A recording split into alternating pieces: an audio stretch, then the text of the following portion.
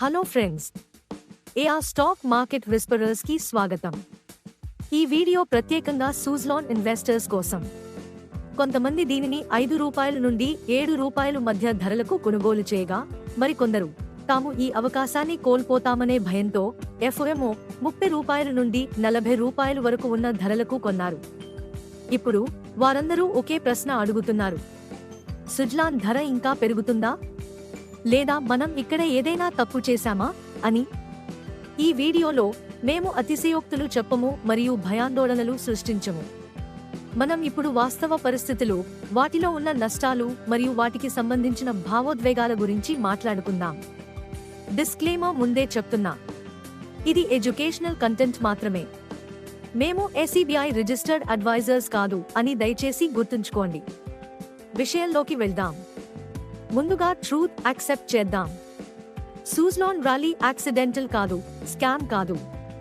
Renewable energy బూమ్లో ఉండడం, ప్రభుత్వం ద్వారా విండ్ పవర్ ప్రోత్సాహం, అప్పు తగ్గింపు కథనం, టర్నరౌండ్ హోప్, భారీ రిటైల్ భాగస్వామ్యం, ఇవి అన్నీ కలిసి సుజ్లాన్ స్టాక్ను అనేక రెట్లు పైకి తీసుకెళ్లాయి మరియు స్టాక్ ర్యాలీకి దోహదపడ్డాయి. ఈ పాయింట్ వరకు కథ సానుకూలంగానే అనిపిస్తుంది కదా? కానీ అసలు సమస్య ఎక్కడ ఉందో మీకు తెలుసా? ఇప్పుడు సెన్సిటివ్ పార్ట్ ఇక్కడే. చాలా మంది రీటైల్ ఇన్వెస్టర్స్ ఎమోషనల్ మిస్టేక్ చేస్తారు. స్టాక్ ధర పెరిగింది, అది ఇంకా పెరుగుతుంది, ఈ అవకాశాన్ని అస్సలు వదులుకోకూడదు, ఇది FOMO ఫేజ్. రియాలిటీ ఏమిటంటే, ర్యాలీ తర్వాత స్టాక్ కన్సోలిడేషన్ చేస్తుంది. ప్రతి శుభవార్త ఇప్పటికే ధరలో ప్రతిబింబిస్తుంది. కొత్త కొనుగోలుదారులు ఎక్కువ రిస్క్ తీసుకుంటారు. మంచి కంపెనీ అంటే ఎల్లప్పుడూ మంచి ధర అని కాదు. సూజ్లాన్ లాంటి స్టాక్స్ లో వొలటిలిటీ చాలా ఎక్కువ, న్యూస్ బేస్డ్ స్పైక్స్ వస్తాయి, సడన్ ప్రాఫిట్ బుకింగ్ కూడా వస్తుంది.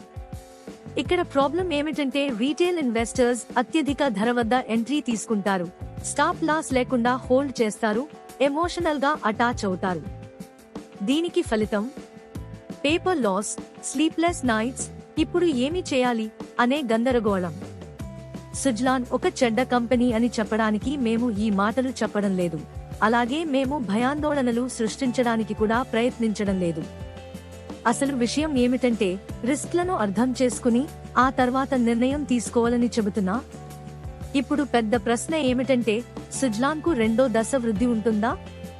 సమాధానం ఉండవచ్చు, కానీ ఖచ్చితంగా చెప్పలేం. సెకండ్ వేవ్ రావాలంటే consistent revenue growth, sustainable margins, cash flow improvement, execution proof, not just promises. ఇవి మనకి క్వార్టర్లీ రిజల్ట్స్ లో కనిపించాలి.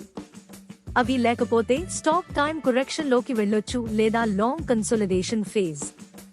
ఇది ఇన్వెస్ట్మెంట్ అడ్వైస్ కాదు, జస్ట్ రిస్క్ మేనేజ్మెంట్ పర్స్పెక్టివ్.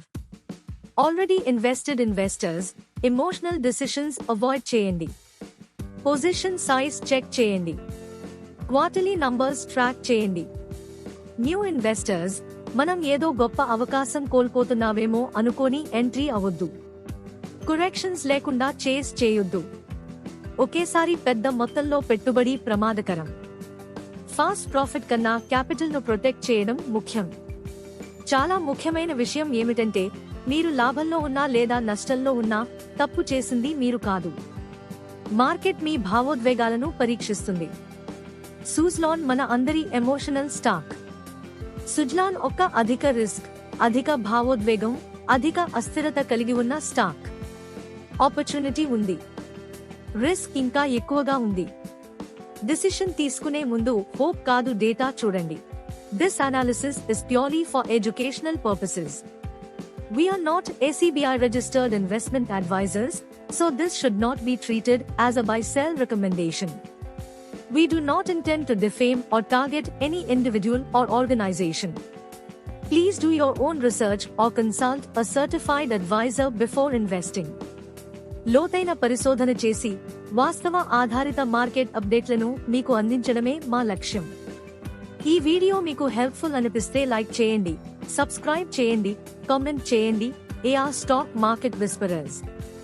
మేము లోతైన పరిశోధన చేస్తాము, లైవ్ లోకి రాకముందు విశ్లేషిస్తాము మరియు ఒక కమ్యూనిటీగా కలిసి నేర్చుకోవాలనే ఉద్దేశ్యంతోనే మేము విషయాలను అందిస్తాము. కలిసి ఎదుగుదాం.